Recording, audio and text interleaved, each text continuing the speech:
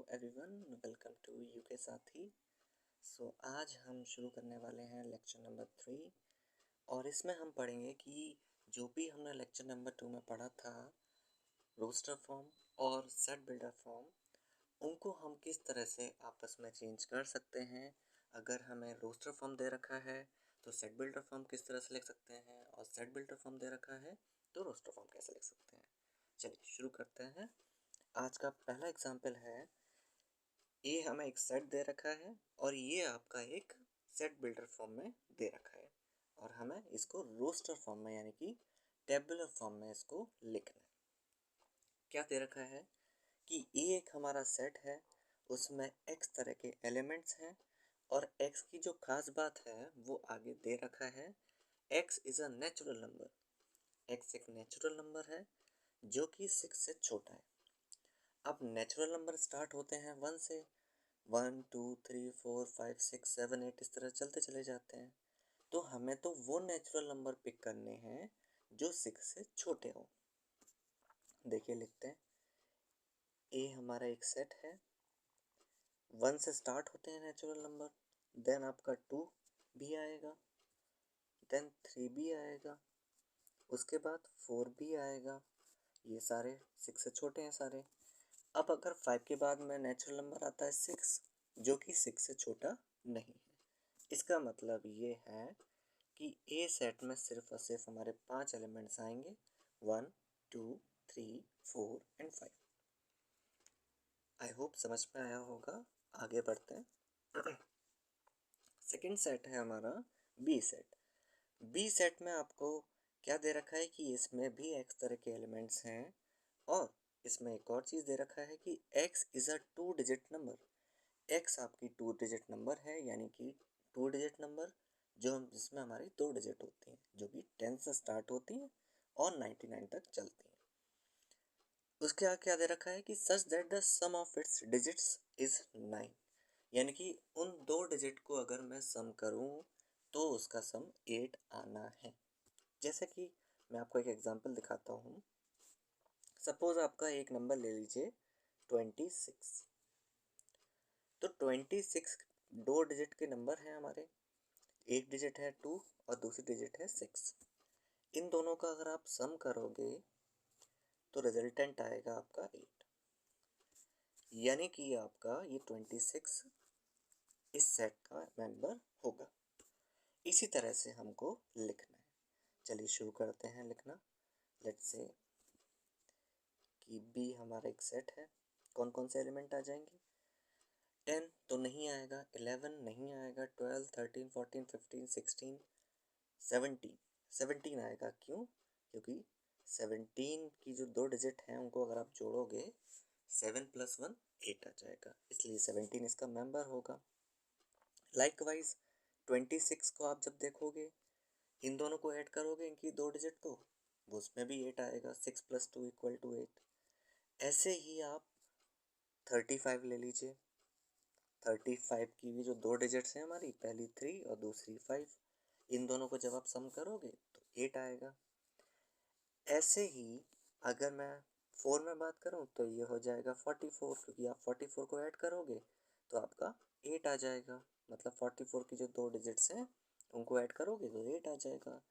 Likewise 53, similarly 62, similarly 71 and also 80 भी आएगा। उसके बाद अगर आप कोई और डिजिट लेते हो तो आपका जो डिजिट्स का सम है वो 8 नहीं आएगा। इसका मतलब ये है कि इस सेट में हमारे सिर्फ और सिर्फ 8 ही ऐसे एलिमेंट हैं जिनका डिजिट्स का सम 8 आ रहा है और साथ में वो 2 डिजिट के नंबर भी हैं। ठीक है, चलिए नेक्स्ट एग्जांपल की बात करते हैं। अब ये आपको एग्जांपल दे रखा है रोस्टर फॉर्म में और इसको आपको कन्वर्ट करना है सेट बिल्डर फॉर्म में, यानी कि आपको सिर्फ एक्स तरह के एलिमेंट्स लिखने हैं और उनकी एक खास बात बतानी है जो इन प्रॉपर्टी को रख रहे हैं, यानी कि ये जो एलिमेंट्स हैं वो इस प्रॉपर्टी को रख रहे हैं। सिर्फ इतना करना है। देखिए इसको अगर थोड़ा सा मॉडिफाई करें तो कितना हो जाएगा, 4 को हम लिख सकते हैं 2 का स्क्वायर, 8 को हम लिख सकते हैं क्या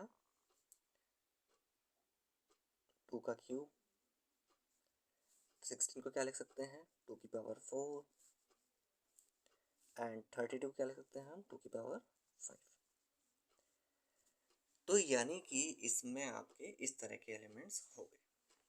तो अब देखो क्या खास बात दिख रही है कि यहाँ पर देखो फर्स्ट एलिमेंट है, ये आपका 2 की पावर 1 है, 2 है, 3 है, 4 है और 2 की पावर 5 है।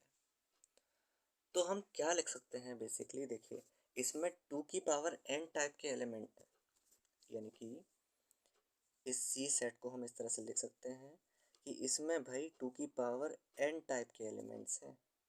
देख लीजिए आप, 2 की पावर 1, 2 की पावर 2, 2 की पावर 3, 2 की पावर 4, 2 की पावर 5। और इन 2 की पावर n की क्या खास बात है, n कहाँ से कहाँ तक चल रहा है कि n सबसे पहले तो आपका नेचुरल नंबर में बिलोंग करेगा, 1 से स्टार्ट हो रहा है आपका n, यहाँ पर 1 2 3 4 5 1 से स्टार्ट हो रहा है और जा कहाँ तक है 5 तक। यानी कि आप ऐसे लिखेंगे कि n is less than equals to 5, n आपका 5 से छोटा या फिर 5 से बराबर है, क्योंकि 5 से बड़ा अगर आप नेचुरल नंबर लिखोगे तो 2 की पावर 6 आ जाएगा, जो कि इस सेट का मेंबर नहीं। इस सेट का मेंबर सिर्फ और सिर्फ 2 की पावर 1 है, 2 की पावर 2 है, 2 की पावर 3 है, 2 की पावर 4 है एंड 2 की पावर 5। ये आपके सेट के एलिमेंट्स हैं, तो इसको हमने इस फॉर्म में एक्सप्रेस कर दिया। ठीक है, आगे एग्जाम्पल लेते हैं। नेक्स्ट एग्जाम्पल है आपका डी, एक सेट है आपका जिसमें दे रखा है 3 6 9 एंड 12। ऐसा लग रहा है कि 3 की टेबल पढ़ रहा है कोई बच्चा और उसको 3 4 जा 12 तक याद है और आगे कोई याद है भी नहीं, है ना। तो बस यही क्लू मिला हमें और इसी क्लू से हम पूरा काम कर देंगे। देखो कैसे, 3 को हम इस तरह से रख सकते हैं 3 इंटू 1, 3 1 जा 3, बिल्कुल सही बात है, 3 2 जा 6, 3 3 जा 9 एंड 3 4 जा 12।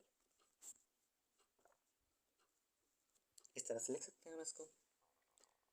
आगे इसके आगे अगर हम लिखें तो देखो कितना होगा,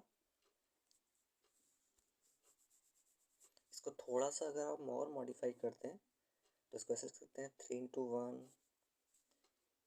3 इंटू 2, ये हो जाएगा आपका 3 इंटू 3 और ये हो जाएगा 3 इंटू 4। इस तरह से हो जाएगा कुछ, है ना। अब देखिए इस तरह से हमने लिख दिया। अब आप यहाँ पर भी देख पा रहे होंगे कि इसमें 3n टाइप के एलिमेंट्स हैं, यानी कि आप 3 को कुछ ना कुछ एलिमेंट से मल्टीप्लाई कर रहे हो। पहले एलिमेंट में बात करें तो 3 को आप 1 से मल्टीप्लाई कर रहे हो, सेकंड एलिमेंट की बात करें तो आप 3 को 2 से मल्टीप्लाई कर रहे हो, थर्ड एलिमेंट की बात करें हम तो 3 को 3 से मल्टीप्लाई कर रहे हो और फोर्थ एलिमेंट की बात करें तो 3 को 4 से मल्टीप्लाई कर रहे हो। इसका मतलब ये है कि हम इस डी सेट को इस तरह से रिप्रेजेंट कर सकते हैं कि डी एक सेट है जिसमें 3n टाइप के एलिमेंट्स हैं, यानी कि आप 3 को कोई ना कोई एलिमेंट से मल्टीप्लाई कर रहे हैं। और आप ज़रा ध्यान से देखो तो हम 1 से स्टार्ट कर रहे हैं मल्टीप्लाई करना, फिर 2 को मल्टीप्लाई करा, फिर 3 को मल्टीप्लाई करा, फिर 4 को मल्टीप्लाई करा, यानी कि जिससे भी मल्टीप्लाई कर रहे हैं वो एक नेचुरल नंबर है और वो नेचुरल नंबर कहाँ से कहाँ तक जा रहा है 1 2 3 4 तक जा रहा है। यानी कि आप सिंपल ऐसा लिख सकते हैं इसको, n is less than equals to 4, कि n 4 से छोटा या फिर 4 के बराबर है। तो इस तरह से आप डी सेट को सेट बिल्डर फॉर्म में डिनोट कर सकते हैं, लिख सकते हैं। और भी तरीका है, आप देखो इसको ऐसे भी लिख सकते हो, ये भी कोई गलत नहीं होगा। बस आपको सिर्फ इतना ध्यान रखना है कि एक कॉमन प्रॉपर्टी उनको सेटिस्फाई होनी चाहिए। अब यहाँ पे n is less than equals to 4 लिखा है तो आप सिंपल ऐसे भी लिख सकते हो n इज लेस देन 5। इसका भी वही मतलब है कि n 5 से छोटा है, इसका मतलब 4 या 4 के बराबर है, 4 या 4 से छोटा है या फिर 4 के बराबर है ना। इस तरह से लिख सकते हैं। तो आप ये भी तरीका ठीक है, पहला वाला, ये वाला भी ठीक है और दूसरा वाला भी ठीक है। आपको सिर्फ इतना ध्यान रखना है कि कोई भी सेट लिख रहे हो तो उस सेट में जो आपके एलिमेंट्स हैं उनमें एक कॉमन प्रॉपर्टी कौन सी सेटिस्फाई हो रही है, कौन सी सेटिस्फाई नहीं हो रही है, आपको सिर्फ इतना आइडेंटिफाई करना है। ये आइडेंटिफाई करते ही आप सेट बिल्डर फॉर्म में आराम से लिख सकते हो, उसमें कोई भी दिक्कत नहीं आएगी। ठीक है, सो आज के लेक्चर को यहीं समाप्त करते हैं। आई होप समझ में आया होगा। अगर किसी भी तरह का डाउट रहता है लेक्चर के दौरान तो आप कमेंट बॉक्स में अपना डाउट ड्रॉप कर सकते हैं। मैं आपका डाउट सुलझाने के लिए जितना भी हो पाएगा, जो भी कोशिश होगी वो मैं करूँगा। All right, okay, thank you so much. So okay, let's signing off this session. जय हिंद।